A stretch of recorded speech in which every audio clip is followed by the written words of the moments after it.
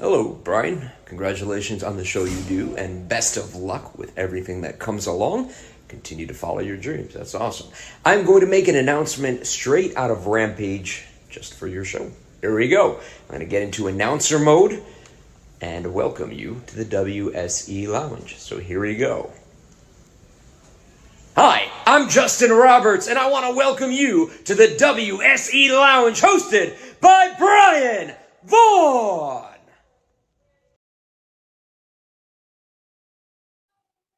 Ladies and gentlemen, at this time, I am your host, Brian Vaughn, as always. And I want to introduce you, welcome you to the WSC Lounge. And right now, I want to welcome on the Headbangers, numerous World Tag Team Champions, current USW Pro Wrestling Tag Team Champions. They are Mosh and Thrasher, and they are living legends. Welcome to WSC Lounge. We appreciate that. Thank you.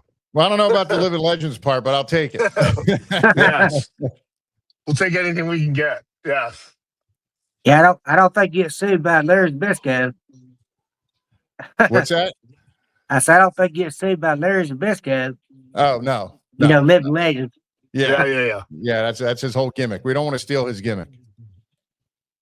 So tell me about how you both got into wrestling and who trained y'all.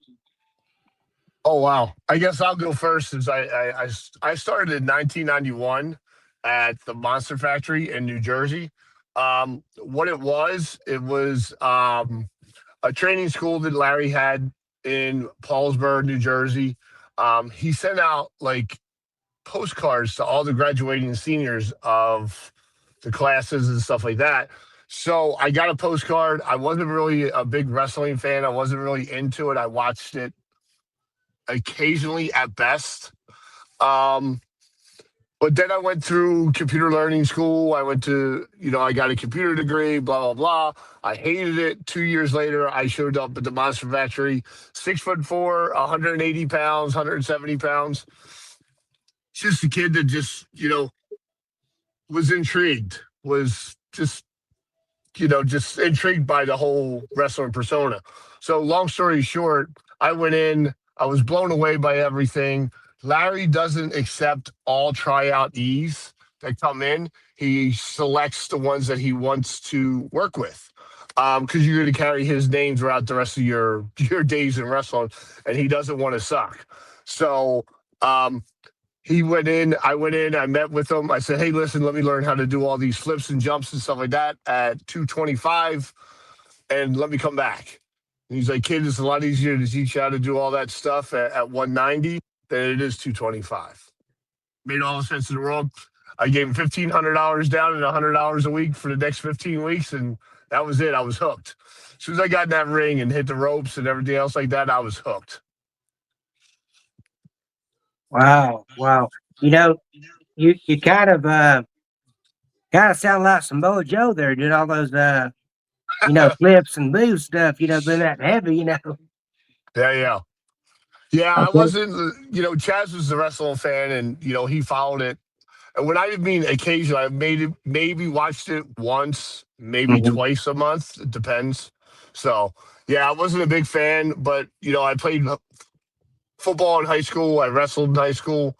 So I had that physical part of my life removed after high school was over. So I had to find something.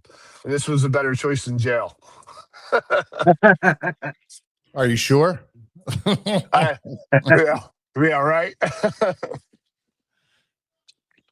Yeah, so okay, I was a fan. I grew up watching and loved it. And there was Glenn started, it was in Paulsboro. The school event, the Monster Factory eventually moved to this place called the Route 30 Mart in Clementon, New Jersey. And I would drive past it.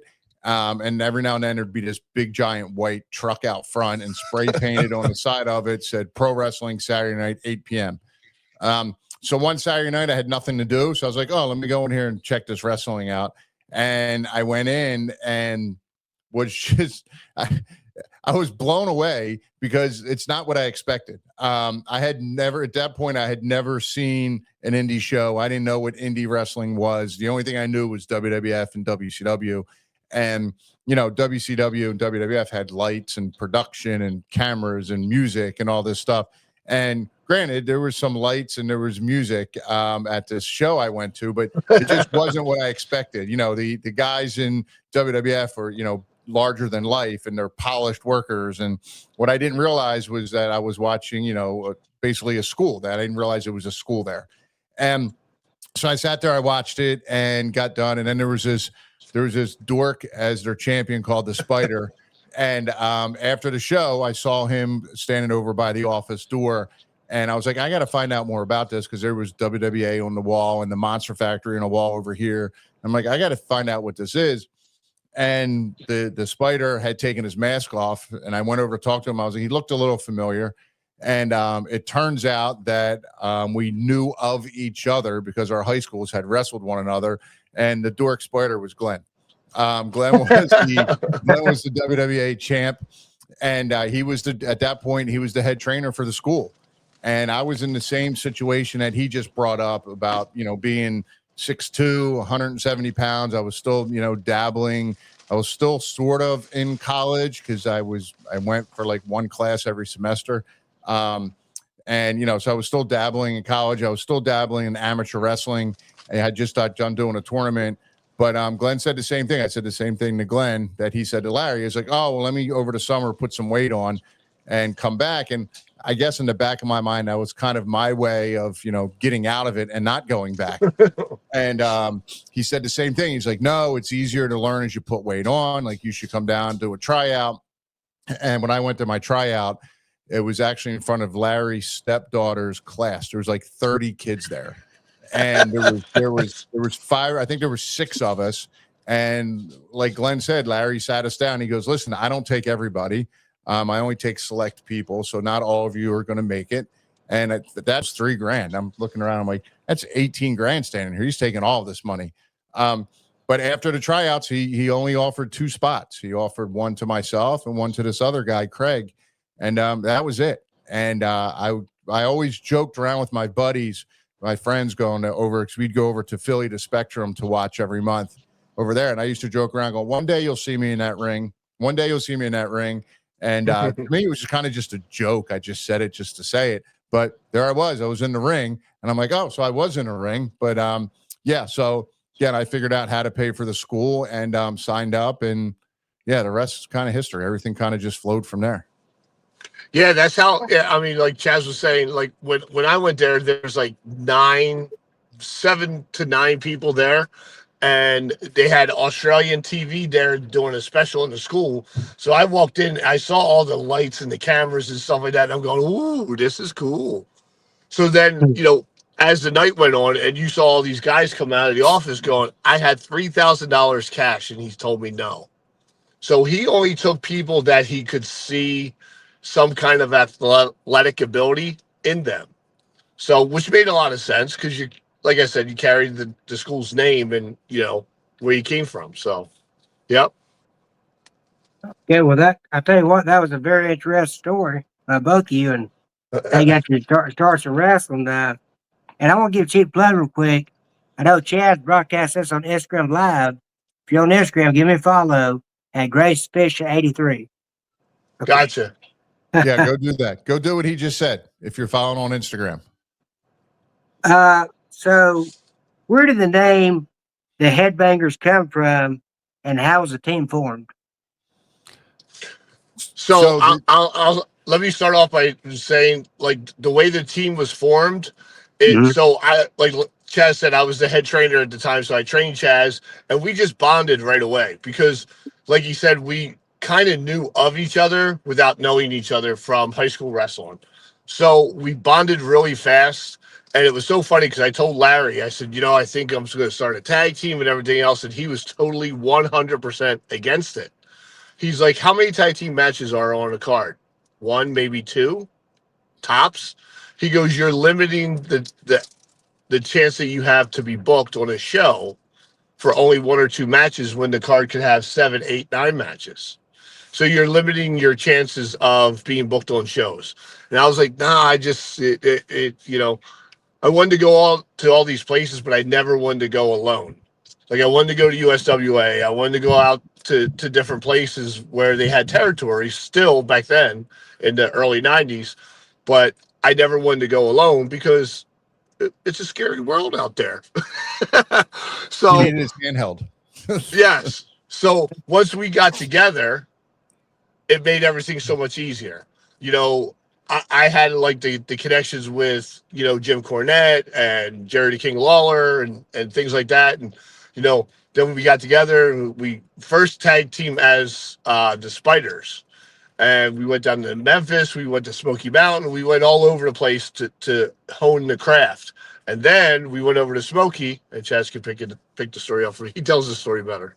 Yeah, so we were wrestling in Ozark Mountain Wrestling with Burt Prentice, and he started bringing in the Rock and Roll Express, Tracy Smothers, and then for a while it was just Tracy and Ricky, and we were working them every night. And when we were working for Burt Prentice, I mean, we were lucky, you know, to get $4 or $5 In change. as a pay.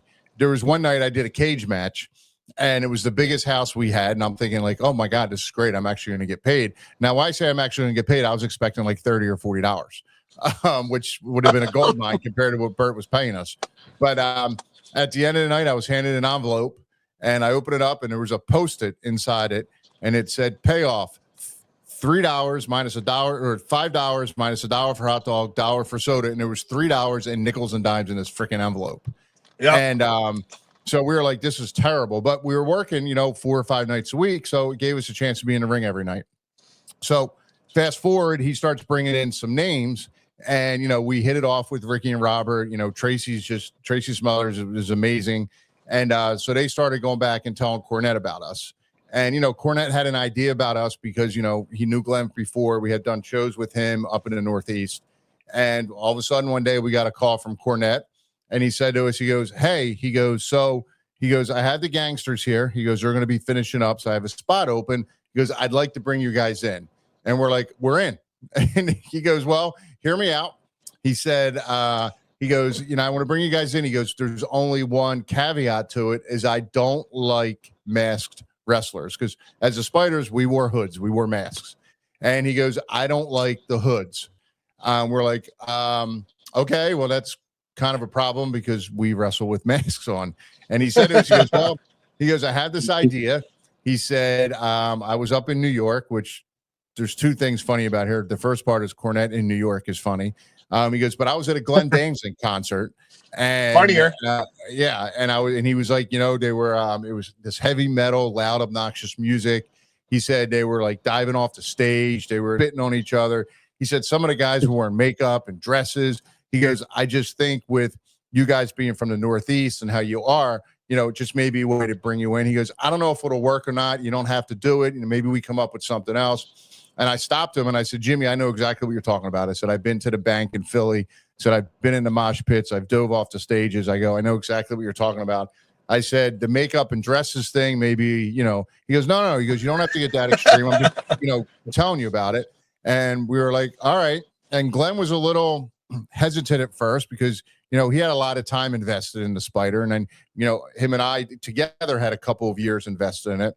But, yeah, you know, Cornette promised us between $75 and $100 a night. So it was like, woo, we're like, I mean, you want to talk about a pay raise. Yeah, so we showed up at our first TV and we had no idea what to expect. We had no idea what we were doing. We wore like shorts. I had work boots on. Glenn had sneakers. and we walked in and Cornette handed Glenn a Metallica shirt. He handed me a Slayer shirt. And he goes, I think you're going to be the Headbangers. He goes, so you're going to go out, you're going to do your match. Here's the guys you're going to work. He goes, then you're going to go over with Les Thatcher and do an interview. And we're like, okay. And so we went out and did the match. We go over to Les, and Les is like, so I'm here with the Headbangers, and your names are, and I was like, Mosh, because in the back Cornette was like, I think you're Mosh, and you can be like Thrasher. I don't know. He goes, just we'll figure it. Don't worry about it. We'll figure it out. Well, we had to figure it out because now we're doing an interview, and he wanted to know our names. So that's exactly how our names even came up, was like on the spot right there with Les Thatcher. So it was all like, I say it was half-assed, but it really wasn't half-assed because it was perfect for us because we were able just to figure it out as we went. And, then we figured out the skirts from there, and the whole thing just kind of snowballed, and it just evolved into what it is today. Wow, that is incredible. When you was talking about that, Chaz, it brought me back to how you said y'all's names evolved of Mosh and Thrasher. Yeah. How when Arn Anderson, back on the old Superstation NWA, he was doing an interview with Ric Flair and Toad Blanchard, and he said the Four Horsemen. He didn't even think nothing about it. But that's how they came out with the Four Horsemen. By him saying that. Yeah, I mean, some of the names just evolve out of nowhere. It's kind of like, Yeah. DX came from Brett calling him a bunch of degenerates. And I mean, that's how that came from, was Brett calling Shawn and Triple H a bunch of degenerates. So, just good shit happens out of nowhere.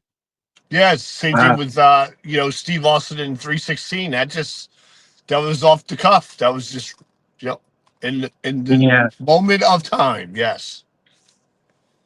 Yes, it's amazing how they just come out, how stuff just comes up out of nowhere. But sometimes if stuff would come up out of nowhere in in the wrestling business, then you wouldn't have had your names and had the success you had, you know what I mean? Yeah. True, very true. So my next question is, what was it like for y'all wrestling in the USWA? And I got a part 2 to that. A fan question.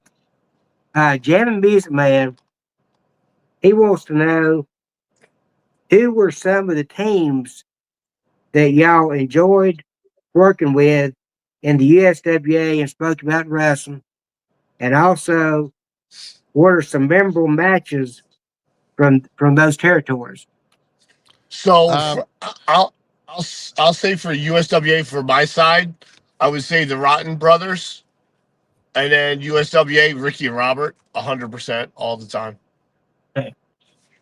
Yeah, I mean, USWA was a different animal, because it was just between that and Smoky Mountain, it was night and day, because the guys at USWA were basically knew we were from the Northeast, wouldn't be there long, so there was no help, there was no guidance, there was no anything. It was kind of just figure it out. And working with Axel and Ian, more Axel than Ian. It's crazy how Ian's still alive, but anyway, that's a different story for a different day.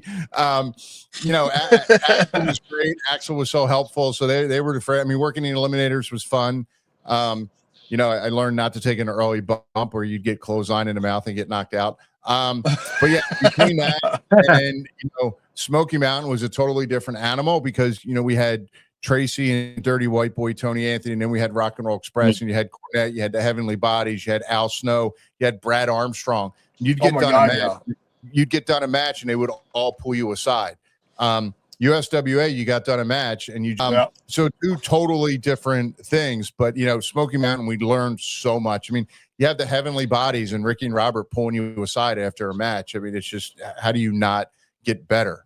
And that was the key with Smoky Mountain for us. That allowed us to, obviously, we got the idea, the Headbangers there, and obviously created that, and we were able to really hone our skills there.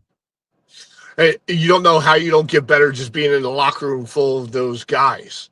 Like Chaz was saying, the list is just incredible. Al Snow, the Unabomber, Kane, just all those guys. Hold on.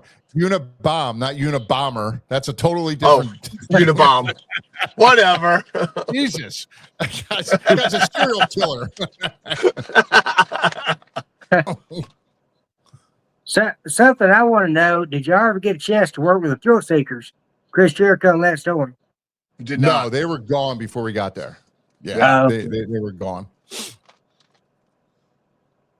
Okay, so I got another fan question. And this guy right here, he said he met you, he's a good friend of mine. He met you back in Florida, Harold Martin. He's now a referee at Thrasher. He met you back in Florida.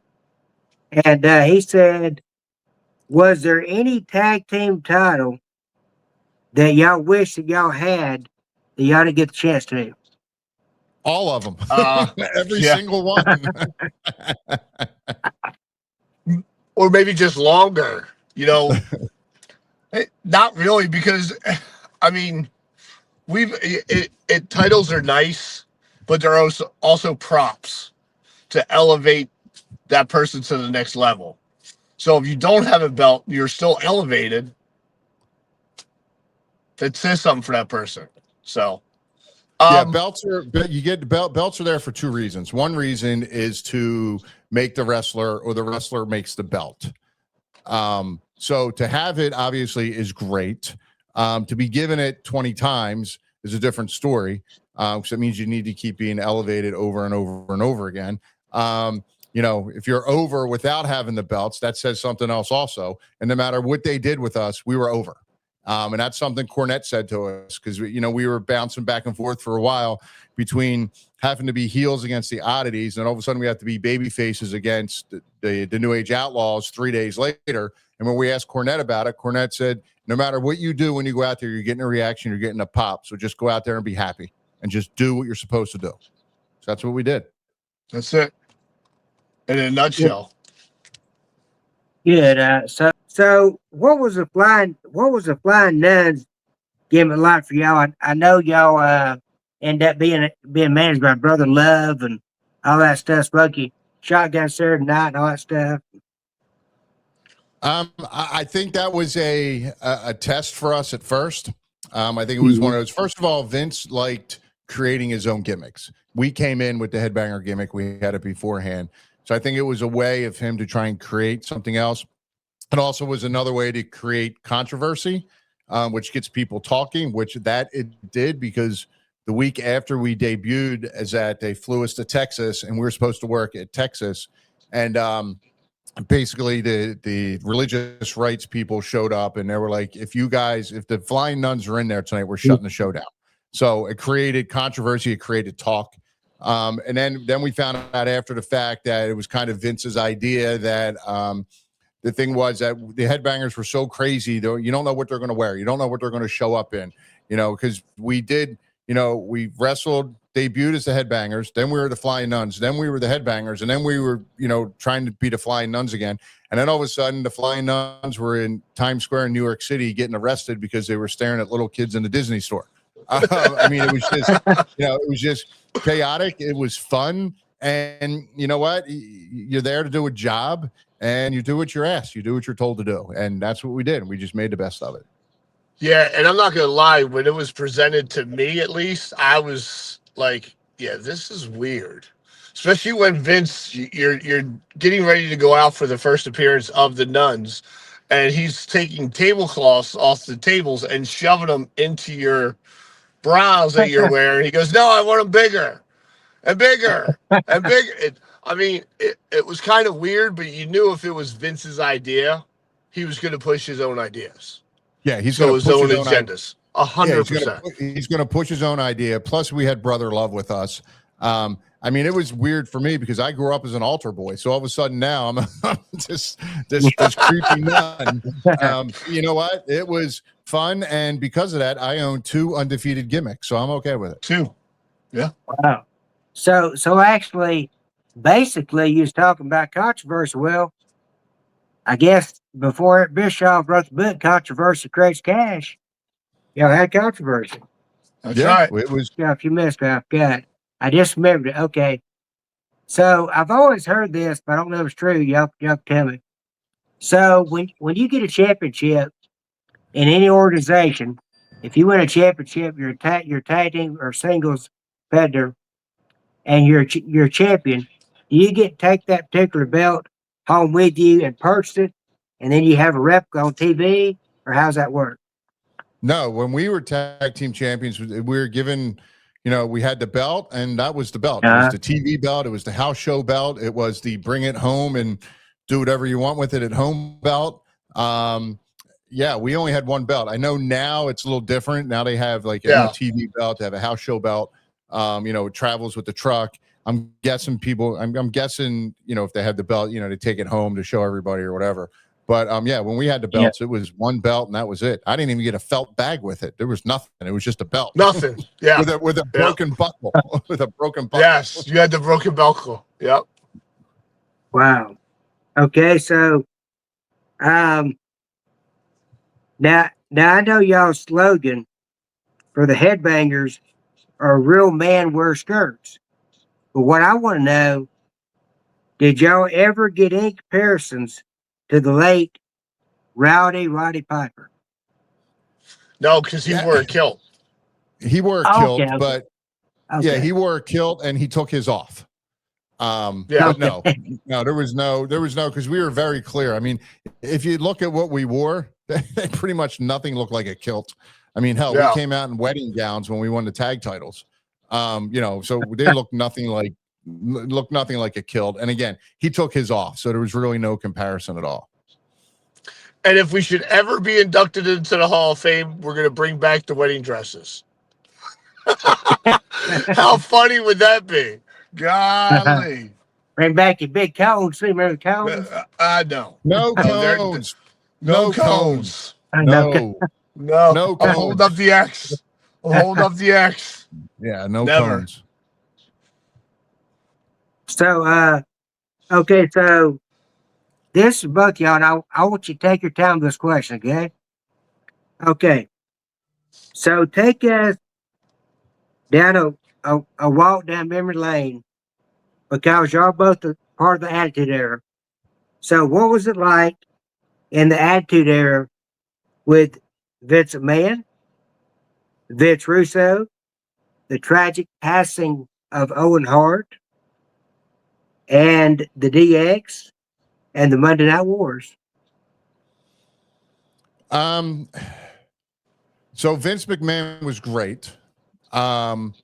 Vince was great when you were making him money. Vince was all business. Once, he knew, like me, I didn't re-sign in 2002. I know I wasn't being re-signed. And all of a sudden, I was dead to Vince. He didn't even know I was alive anymore. But while we were there, Vince was amazing. Vince Russo was great for us also. I mean, we were constantly being used. When Vince Russo left, all of a sudden we were kind of written off of stuff because what Vince McMahon did when Russo left was any storylines that were kind of getting a push, he squashed. Because and it kind of makes sense why he did it, because Russo kind of knew what was coming up. So a lot of the stuff we were doing got squashed to the bottom. Owen was that was tough. Owen is one of the greatest people we've ever met in our lives. Such a great 100%. human being, great person. So much fun in the ring, so much fun out of the ring. Owen was that guy where if you're in the ring with him, like the first couple of times we were in the ring with him, we were in there with him and Davey. I mean, the night after WrestleMania and WrestleMania 13, which we won, which is why we were in the ring with them. Owen was one of those people when you're nervous, like he can calm you down in a heartbeat. And that's what he did. And it was just, the DX thing was great because, we were making money. It's like people say to me, what, how did it feel to take a stunner? I said, it was great. Every time I took a stunner, I went cha-ching, cha-ching, because you're getting paid.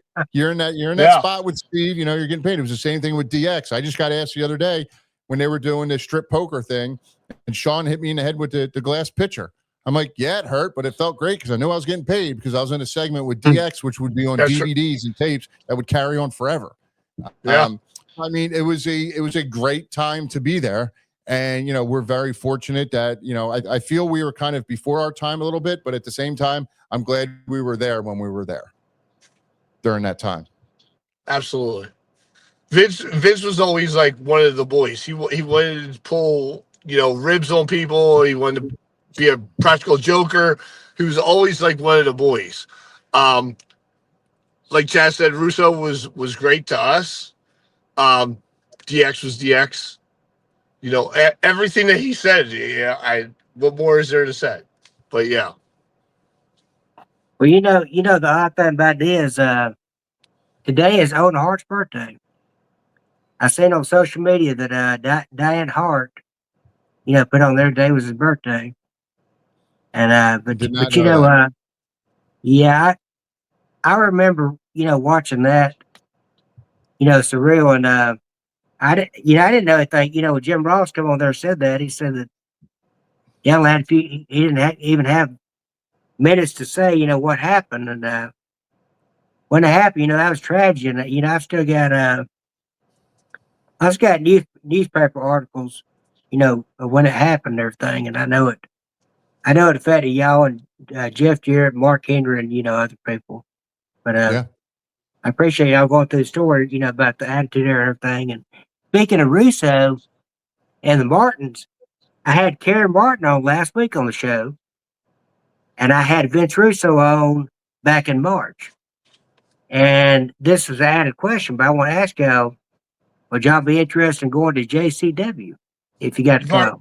We've been there. We've done JCW. We've done it a few times. Not opposed to going back. We actually just saw Vince Russo last week, and he was like, "Hey, I tried getting you guys on the show." He goes, "But I'm going to try and get you another one." We're like, "All right, cool, great. If we go back and do another little one before we retire from in the ring, great.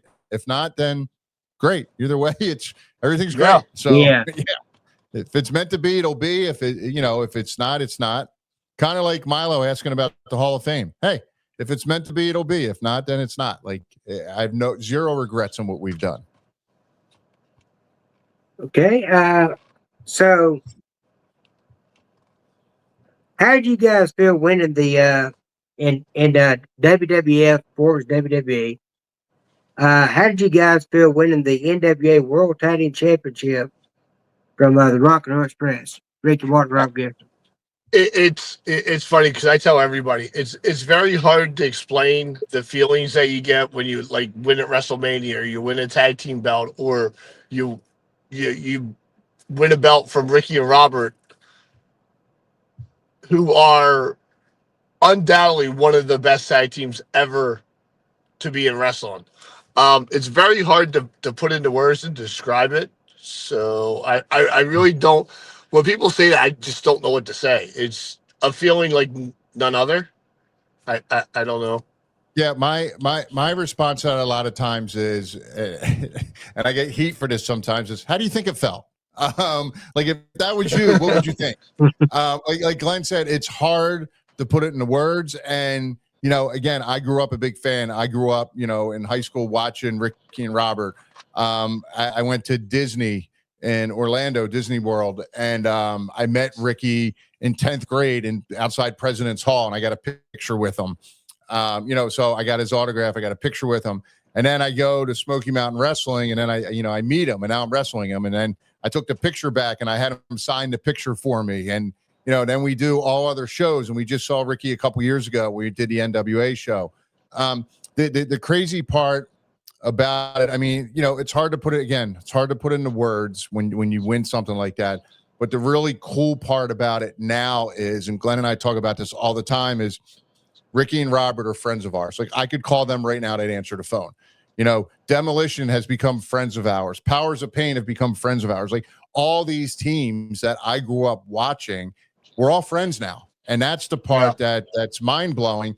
And the other part that's mind blowing for me is, we have fans come up to us and tell us about the impact that we had on them growing up. I now have the opportunity to tell these guys that. I just did it with talked about it on Instagram Live yesterday about Hacksaw Jim Duggan, how my best friend and I used to go over to the Spectrum in Philly and watch. And Hacksaw Jim, we made these cardboard 2x4s and put like the contact paper and it looked like wood wrapped around it. So we had 2x4s when Hacksaw came out, and he's got his 2x4. He saw us with ours. He turns around. We all looked at the camera that would tape there.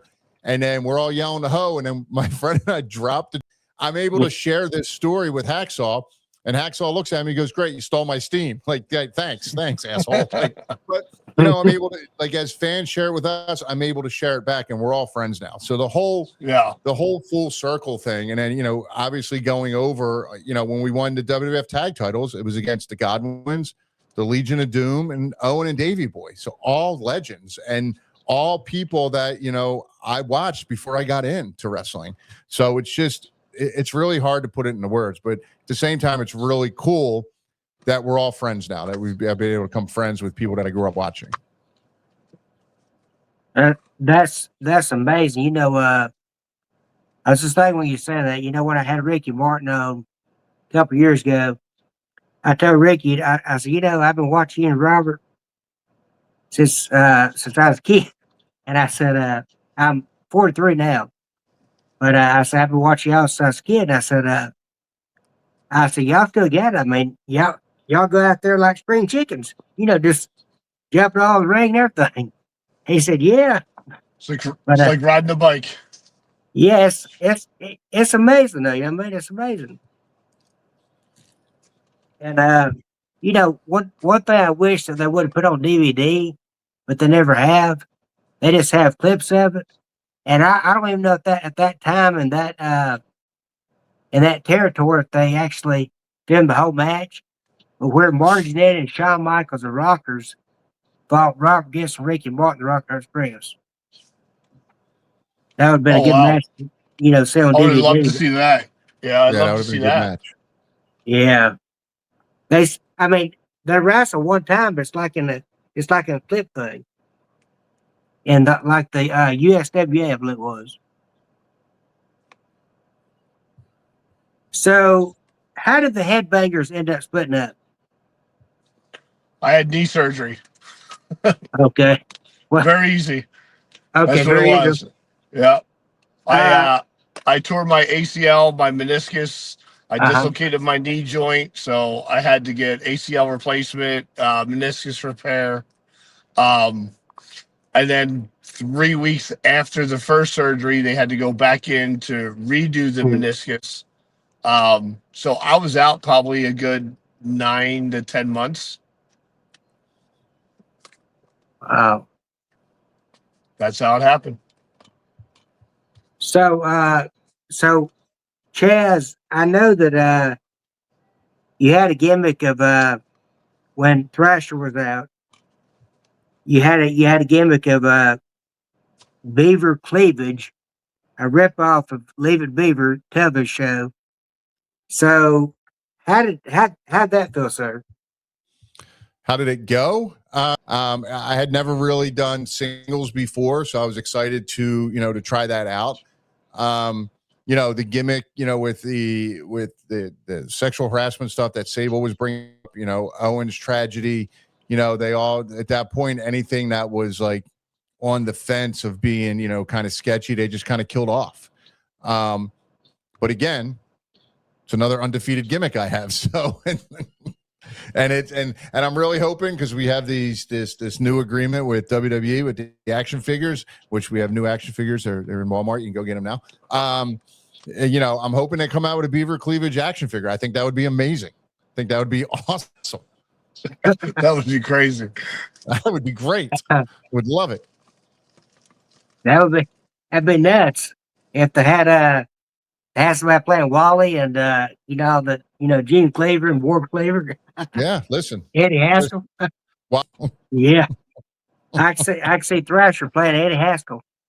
Yeah. Okay. Let's see. Okay, so you both wrestled let's see. And I wrestled, let's see. Oh, I'm sorry, never mind. So y'all both wrestled the Briscoes in Ring of Honor. Yes. Yes. Mark Briscoe and the late Jay Briscoe. I know that had to be incredible. I mean, I love both those guys, and I still love, Mark. We Briscoe. wrestled them in our very first match of Ring of Honor when we came back in as the Guardians of Truth. Uh-huh. And we did a pay-per-view up at the in New York City. The ring broke and everything. It was terrible. And then we came back later and worked them as the Headbangers and stuff. And that match was Pittsburgh, I think it was TV, and it was unbelievable match. It was a great match. It was really, like, you could see the chemistry between us and everything else. Me and Chaz were super excited because we thought it was going to keep evolving and going somewhere. Mm-hmm. Little did we know. Yeah, Cornette. The funny part about Ring of Honor for us is Cornette brought us in. When he brought us in, he made us the Guardians of Truth and then put hoods on us. We're like, wait a minute, Jimmy, you don't like masks. Why are you making us put a mask on? He goes, well, if it doesn't work out, he goes, maybe we can hide your identity and no one will know it was you. The against them. And then I don't know, something happened with Cornette, and he got mad at some people and left. And then because we were Cornette's boys, they never brought us back. So was what it is, what it was. But we had a blast, and Jay and Mark were amazing. It was so great to work with them. They were so easy and so much fun. That that reminds me. It's just like Jeff Jarrett, who I had on the show a couple years ago. He went TNA a couple years ago, and Jim Cornette come over there. So Jarrett leaves TNA, and then Cornette said, "I'm going too." So I guess what it is Cornette sticks by those guys that he truly admires and loves. Cornette's an amazing individual. I mean, I guess if you're going to say that, he's kind of like Adam Sandler. He keeps all his boys around. Yeah. But no, Cornette's amazing. We owe so much to Cornette, bringing us into Smoky Mountain, giving us the idea, the Headbangers, and then, getting us into WWF back in the day. Just amazing. Oh, so much to him. It's ridiculous. So, and I say the same thing to everybody about Cornette. If you don't want to know Cornette's, he's going to break your heart if you don't like the answer. He's going to give you the honest opinion. Everybody has an opinion. Him, Russo, everybody has different opinions. To say that you don't like somebody or hate somebody because of their opinion, what kind of individual does that make you? Just say. Everybody got their own opinion. I can't. I can't. D- if I'm lucky. Okay, so the next question I got. Okay, this is also about somebody that's no longer here. The way that he passed, it was saving his son's life, and Yes. I admire that. And that was Fighting Evolution Wrestling. Y'all beat Crime Time, JTG, and Shad Gaspard. And Shad Gaspard, went out and saved his son's life from drowning, and that's amazing. So what was that There's like? no bigger thing to do than to give up your life for your child. And there's not one parent in the world today that would say that they wouldn't do that. So, yeah, what he did was beyond heroic. Knowing those two as people, you would expect something like that from him, because he was just not even. He was so great in the ring, but he was even better outside the ring as a person. So Both appeared at NWA, Desperado, skimming, losing a tag title to the Southern Six. It was actually in Cleveland, and the reaction we got coming out was ridiculous. Crazy. I remember, getting up on that middle rope and looking out and hearing the reaction and the pop and just getting goosebumps all over. I get goosebumps right now thinking about it. The reaction we got in Cleveland, and you know what? And I don't even like Cleveland, but Cleveland's kind of like Schittsburg. It's kind of the same thing. But no, the reaction we got there was great. Working, Kerry and his partner were great. And, just being back with NWA. And then, we got to meet Billy Corgan and not just meet him and say hi, but like he came over to us, like telling us what a fan he is. And I was just like, like a little kid, like, can you sing Landslide for me? Like 1979, can you sing some of these songs for me? Like, it was amazing. It was a great night. And, it was another one of those nights where, they bring us in to do something, and just the reaction we got was unbelievable. Yeah. So I know y'all say y'all don't watch AEW, but I know y'all know who this person is I'm about to mention, hopefully. What are y'all's thoughts on MJF Maxwell Jacob Friedman? I think what he's doing now is great for him. His character. I mean, what is there not to like about him? I mean, he's doing everything right. Yeah, I mean, he lives his gimmick. He holds true to it, and I see nothing wrong with it. I think what he's doing is great. He had a chance to, jump ship and come to WWE, but he was like, nope, AEW is my home. This is where I want to be. This is where I've always been. This is where I'm going to get the most creative, leniency. I can do whatever I basically want. And you know what? God bless him. He's making money. He's drawing money. And he's doing a great job. And nothing bad to say about him. No. I agree with both y'all. And, MJF reminds me of a young Ric Flair because he goes out there and, gets on the mic and, he's good at cutting promo. One of the best in the business. But two other guys that I will say they're real good at cutting promo. I'm not trying to bring out sad stuff, okay? I'm just trying to say this. Two other guys, when they were here, they were good at bringing up promos was Dusty Rhodes and Roddy Piper. Yeah, they were great. 100%. Yeah. And they could all back it up in the ring. Like MJF goes out and he does his promo, but then he backs everything up in the ring, like Flair did, like Dusty did, like Jake did, like all the good talkers, Steve Austin, like he did. The Rock, same. Now let me ask y'all this because I've often thought this guy like another Steve Austin if he got a chance. And that's LA Knight because he comes out and says, yeah. I also said, what? And they're talking about possibly LA Knight might be released next. But if he did get released and it was somewhere else, then he could be the breakout star. What are y'all's opinions on that? Well, I don't know if he's going to get released. I don't know. I haven't heard anything about that. I actually just saw a thing today where basically they were done.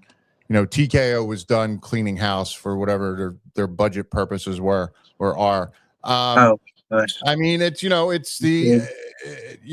over the thing. This is my personal opinion. This is how I feel about it.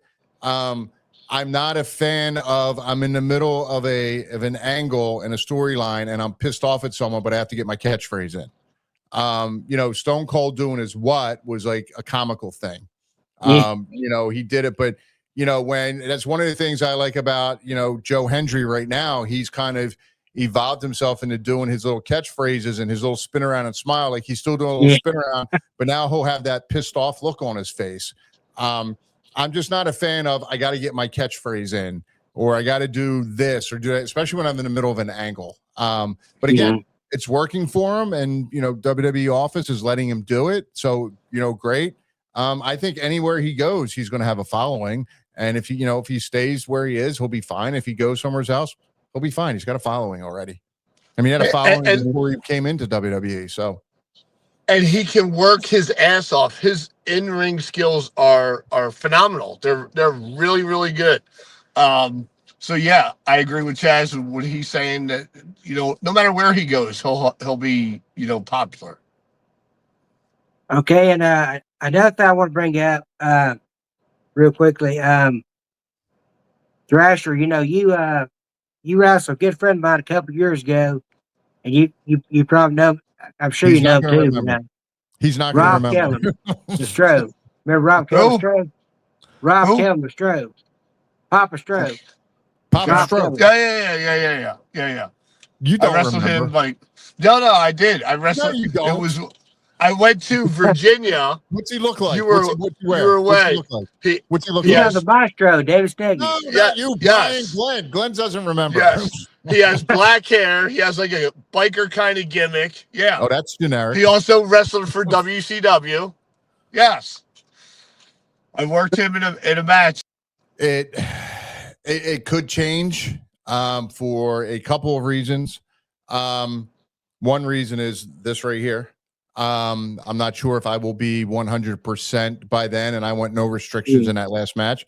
The other thing, which would actually be even bigger, is when we announced that we were having our, retiring from in-ring action, and I like to specify in-ring action because you don't ever really retire from wrestling. We'll still be around. We'll still be doing stuff. Never.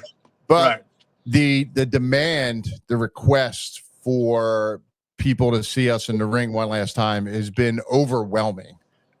So overwhelming. It's almost every weekend from now until that date. It's a lot. Yeah. So we've been asked by promoters for dates after that.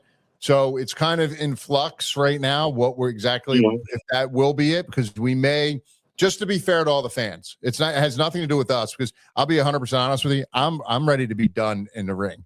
It's just you're older. I mean, I'm in great shape. I feel good, but I don't feel like I did before. And I don't want to be that guy in the ring where somebody's watching a video of him. He's like, oh, remember when Chaz used to be able to go like this, or the Headbangers used to be able to do that. I want to end on my own, thing, and not when someone else tells me we're done. But at the same time, the fans are very important to us, because without the fans, there is no Headbangers. There is no us. 100%. So we're thinking about possibly extending it out, maybe closer to the end of the year, just so we can give everyone the opportunity to see us that one last time. And So, for us to have a chance, plan. and for us to actually have a chance to see as many fans as we can to show them the gratitude for supporting us throughout the years and stuff like that. So it's a bigger thing. I think, like Chaz is saying, to go out and see all the fans that we haven't had a chance to see, and to thank them for their support and stuff like that. Because, like you said, without the fans, there's no superstars ever. Right. And if you want to support me, you can go to chazmosh.com and buy this beautiful book right here beneath the shirt that I wrote. And then when I come see you, I'll be more than happy to sign it. So you go to chazmosh.com. See that right up there? chazmosh.com, and you get your book beneath the skirt. And then when I come see you, I'll sign it. It'll be amazing. Well, Chad, I already promoted what I was going to ask. So, I'll promote. you have anything you'd like to promote? Last question. You have anything you'd like to promote? You should be surprised that it took me this long to promote it. Well, that was the last question. Oh, okay. Do you have anything you'd like to promote? Well, you already promoted your book. But go ahead. There it is. So, Glenn and I do the podcast, the Stage Dive, and that's on my YouTube channel at Chaz Mosh. All social medias at Chaz Mosh. You got the podcast is, like I said, you can watch it on YouTube or anywhere you find and listen to your favorite podcast. You just search the Chaz Mosh Show and it'll be there. And so chazmosh.com, you go get your book, get it signed, and when I see you, I'll take pictures with it and let everybody know. Okay, well, Mosh and Thrasher, thank you so much for being on the WSE Lounge today, and thank you so much for the laughs, and I promise to smile more. There you go. What's up, everybody? It's the Hollywood hunk, Ryan Nemeth, to thank you for listening to the WSE Lounge. And when you're done with this episode, head over to Vimeo, watch my film, Heal,